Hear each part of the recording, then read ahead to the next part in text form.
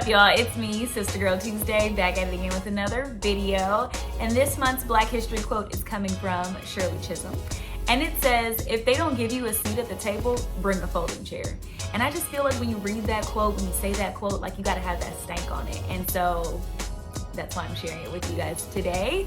But I'm excited about today's recipe, like I always am. But this one I really like because it's only a few ingredients. Today I'm gonna be showing you how to make a vegan flatbread, or you can call it a savory pancake. And you know, with flatbread, you can do a bunch of different things with it. So I'll show you the cute little way that I served mine up. But yeah, so if you wanna see how to make it, just keep watching. And you already know, before you go, don't forget to like, comment, share, and subscribe. And I'll see y'all next time.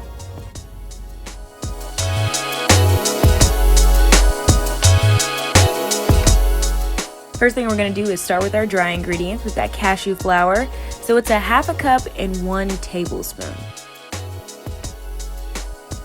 Moving right along, I'm gonna go and add in my cornstarch. So we've got a half a cup of cornstarch going in. Let me just say that you can season to your liking. The salt is optional. You know, if you decide to use other seasonings, let me know in the comments what you used. So mixing together my dry ingredients. Now let me give you a pro tip with this coconut milk. Since it's full fat, shake it up so you don't make a mess like I did. Either way, as long as it all gets in the bowl and you're able to mix it up, that's what really matters. I felt like my batter was a little thick, so I went ahead and added in some almond milk. I shot for a half a teaspoon, but as you can see, kind of missed a little bit. But that's the consistency we're looking for. So with my pan on medium heat and some oil in there, I'm just gonna add a half a cup of my mixture. I think if I could go back, I would do this by just spraying the pan rather than using actual oil, but you work with what you got.